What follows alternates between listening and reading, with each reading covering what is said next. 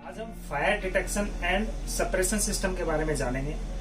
LHB power cars में और pantry cars में fire detection and suppression system लगे हुए हैं। इसका ऑब्जेक्टिव ये है कि जब भी कभी फायर का केस होता है तो उस टाइम पे कैसे उस आग को अपने को कंट्रोल करना है, इसके लिए high mist water suppression system लगा हुआ है। तो इसके जो मेन कंपोनेंट्स हैं मैं उनके बारे में आपको बताना चाहूंगा। सबसे पहले जैसे कि ये नाइट्रोजन सिलेंडर है, 50 लीटर का नाइट्रोजन सिलेंडर, जिसमें नाइट्रोजन का प्रेशर 150 से 200 केजी पर सेंटीमीटर स्क्वायर होता है। एक बार फिर से रिपीट करता हूँ, 150 से 200 केजी पर सेंटीमीटर स्क्वायर का प्रेशर इसके अंदर रहता है। ठीक है, इसमें आप देखेंगे कि ये यहाँ पे मैग्नेट वाल्व लगा है।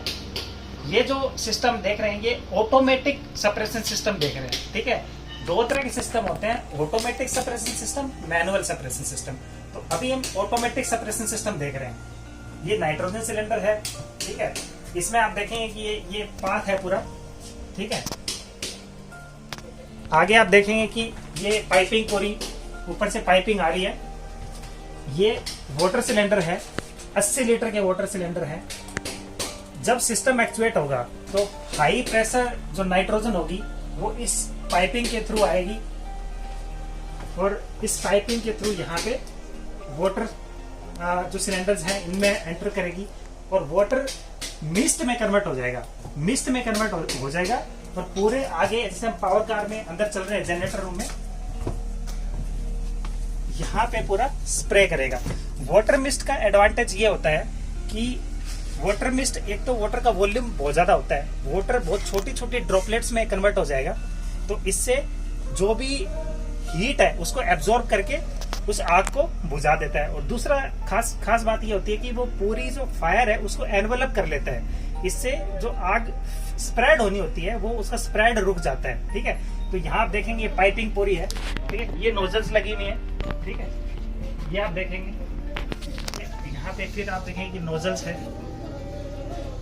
तो जब ये सिस्टम एक्चुएट होगा तो इस तरह से ये नोजल से पूरा इसमें स्प्रे कर देगा और आग को एक्सटिंग्विश कर देगा। ठीक है, अब एक और इम्पोर्टेंट चीज, इसमें जो सेंसर्स लगे होते हैं वो मैं आपको बताना चाहूंगा। तो आप यहाँ से देखेंगे जो ये अपने 2 डिजी सेट है, तो हर एक डिजी सेट के ऊपर 2 सेंसर होते हैं। ठीक है, एक सेंसर होता है स्मोक सेंसर और एक होता है हीट सेंसर। जो आप ये राइट साइड में जो देख रहे हैं, आप जो राइट साइड में देखेंगे ये स्मोक सेंसर है। ठीक है, ये एक्टिवेट होता है 3% ओबीएस पर मीटर। ओबीएस पर मीटर मीन्स ऑब्सक्यूरेशन पर मीटर। तो जो स्मोक जनरेट होगा उस स्मोक को ये सक करेगा और उस स्मोक का कितना इंटेंसिटी है, कितना डेंसिटी है, उस हिसाब से ये एक्चुएट होता है। यहीं पे जो दूसरा जो सेंसर लगा है वो हीट सेंसर है। ये हीट सेंसर 90 डिग्री टेम्परेचर पे एक्टिवेट होता है। ठीक है, इसके अलावा जो एक और चीज इंपॉर्टेंट, ये आप देखेंगे LSD cable, linear heat detector cable. ये 105 से 110 डिग्री सेल्सियस के बीच में ये आपको एक्चुएट होती है, एक्टिवेट होती है और सिग्नल देती है। जब ये इतना टेम्परेचर आ जाएगा, तो इतना टेम्परेचर अगर रूफ पे आ जाता है तो ये केबल जैसे ही डैमेज होगी तो एक सिग्नल वहां पे कंट्रोल पैनल पे जाएगा। ठीक है, तो इस तरह से हर डिजी सेट के ऊपर एक सेंसर हमने देखा, एक स्मोक सेंसर, एक heat sensor. Heat sensor 90 degree पे एक्टिवेट होता है। एक LSD cable, linear heat detector cable, जो 105 से 110 डिग्री सेल्सियस के बीच में एक्टिवेट होती है और सिग्नल देती है। ठीक है, अब हम देखते हैं कंट्रोल पैनल देखते हैं। ये कंट्रोल पैनल है जिसपे आप देखेंगे कि ये स्ट्रोब लाइट लगी है, pre buzzer, manual activation button. इसके अंदर भी मैं आपको दिखाता हूँ, जैसे कि ये आप देखेंगे कि पूरा वायरिंग सर्किटरी है। ये एसएमपीएस या इसको डीसी कन्वर्टर बोलते हैं। एक्चुअली जो सिस्टम को चलाने के लिए जो यूज कर रहे हैं वो पावर कार का ही जो 110 वोल्ट का जो बैटरी है उसको यूज कर रहे हैं।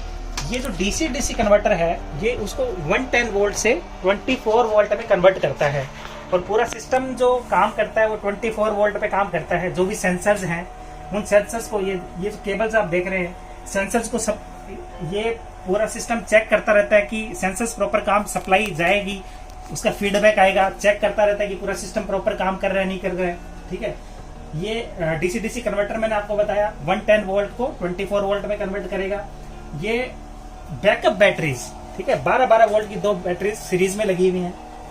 ये बैटरी चार्जर मॉड्यूल है जिसके थ्रू बैकअप बैटरीज चार्ज होती हैं। ये पूरा वायरिंग डायग्राम आपने देखा।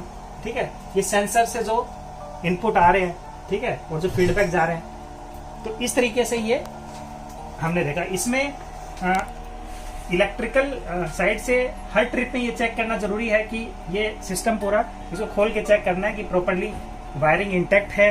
बैकअप बैटरीज की वोल्टेज लेनी है तो बैकअप बैटरी की वोल्टेज 18 वोल्ट मिनिमम होनी चाहिए। ठीक है, तो वैसे सिस्टम ये काम करता है। जो पावर कार की बैटरी है 110 वोल्ट, उसको डीसी डीसी कन्वर्टर 24 वोल्ट में कन्वर्ट करता है, और ये सप्लाई जो जाती है सिस्टम को वो सर्किट ब्रेकर के थ्रू जाती है। तो इसके लिए आप देखेंगे जो स्मोक डिटेक्टर सर्किट ब्रेकर आप देख रहे हैं यहाँ पे, ये स्विच बोर्ड कैबिनेट है, स्मोक डिटेक्टर कैबिनेट।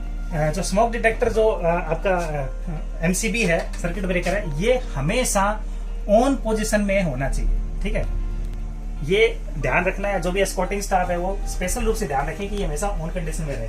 ठीक है, अब अगर हम इस सर्किट ब्रेकर को बंद कर देते हैं, ठीक है, या फिर मान लीजिए पावर कार की बैटरीज डाउन है, तो उस केस में इसको पावर सप्लाई कहां से मिलेगी? तो जो हमने आपको बताया कि जो ये 24 वोल्ट की जो बैकअप बैटरीज लगी हैं, इनके थ्रू इसको सप्लाई मिलेगी। ठीक है, लेकिन कई बार ऐसा हो जाता है कि बैकअप बैटरी की वोल्टेज भी डाउन होगी, ठीक है, और सर्किट ब्रेकर बंद कर दिया, तो उस केस में फिर ये सिस्टम काम नहीं करेगा। इसलिए हम बोलते हैं कि सर्किट ब्रेकर को हमेशा ऑन रखो ताकि कोच जो पावर कार की बैटरीज है वो सर्किट में रहे। ठीक है, अब देखते हैं कि सिस्टम काम कैसे करता है। तो जैसे मैंने आपको बताया कि एक स्मोक सेंसर, एक हीट सेंसर। तो जब स्मोक सेंसर जब एक्चुएट होगा तो उस केस में pre alarm indication buzzer, pre alarm buzzer बजेगा, विजुअल इंडिकेशन देगा, ऑडियो इंडिकेशन देगा। इस केस में क्या करना है एस्कॉर्टिंग स्टाफ को? वो जाएगा, उसको अंदर जाके देखना है कि फायर का केस है कि नहीं है। अगर फायर का केस नहीं है तो उस केस में उसको सिस्टम को रीसेट कर देना है। अगर फायर लगी है अंदर तो उस केस में उसको, ये आप देखेंगे मैनुअल एक्टिवेशन बटन होता है यहाँ पे, तो यहाँ सील कर रखा है इसको, इसलिए कि कोई गलती से इसको ना दबाए। क्योंकि ऐसा कामाख्या एक्सप्रेस में केस हुआ कि अलार्म बजा और इसको दबा दिया, तो इससे पूरा अपना नाइट्रोजन सिलेंडर पूरे खाली हो गए, तो फिर से उसको रिफिल कराना रहता है। तो इसलिए जो इसका बेसिक पर्पज ये है कि आपको देखना है अगर रियल में फायर का केस है तो आपको इसको खोलना है और मैनुअल एक्टिवेशन बटन को दबा देना है। जैसे ही आप दबाएंगे सिस्टम एक्टिवेट हो जाएगा। अब ऐसा सेफगार्ड किस लिए दिया हुआ है? इसलिए दिया हुआ है कि कई बार हम जैसे डीजी को स्टार्ट करते हैं तो कुछ स्मोक आता है तो ये सिस्टम एक्टिवेट हो जाता है, तो इसलिए थोड़ी सेफ्टी दी हुई है कि भाई अगर स्मोक सेंसर एक्टिवेट होगा तो आपको मैनुअल एक्टिवेशन बटन दबाना पड़ेगा, तब जाके सिस्टम एक्टिवेट होगा, ऑटोमेटिक एक्टिवेट नहीं होगा। ठीक है, तो सिंपल सी बात मैं एक बार फिर से रिपीट करता हूं। जैसे ही स्मोक सेंसर एक्टिवेट होगा प्री अलार्म बजर बजेगा। उसके बाद जो भी क्रू है यहाँ पे उसको देखना है कि अगर फायर नहीं है तो उस केस में आपको सिस्टम को रीसेट कर देना है रीसेट बटन से।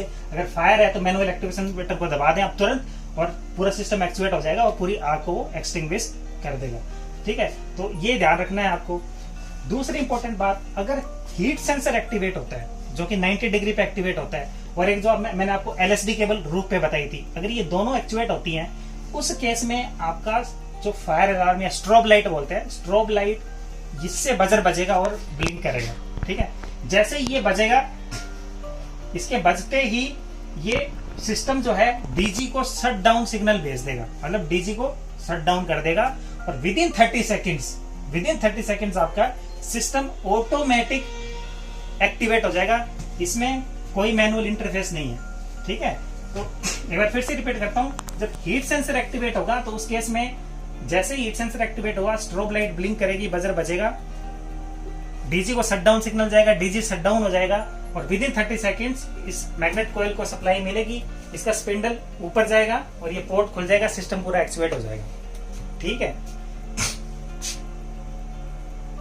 दोनों ही केस में चाहे भले हीट सेंसर हो या LSD केबल, वो दोनों ही केस में सिस्टम ऑटोमेटिक एक्टिवेट होगा। अब अगर सिस्टम ऑटोमेटिक एक्टिवेट नहीं होता है, मान लीजिए कि मैग्नेट कॉइल डिफेक्टिव है, तो वेट नहीं करना है, फिर एक एडिशनल सेफगार्ड ये दिया है कि ये पिन जो दे रखी है आप देखेंगे, तो पिन को निकालना है, इस लीवर को नीचे दबाना है, इससे सिस्टम मैनुअल एक्टिवेट हो जाएगा और जैसे स्पिंडल नीचे जाएगा इससे एक्टिवेट हो जाएगा। ये इसीलिए दिया है कि मान लो कि अगर इसकी कोयल डिफेक्टिव होगी और सिस्टम ऑटोमेटिक एक्टिवेट नहीं हुआ, तो उस केस में आपको पिन निकाल के, एक सेफगार्ड दे, पिन निकालो, इस लीवर को नीचे दबाओ और सिस्टम एक्टिवेट हो जाएगा। ठीक है, थैंक यू।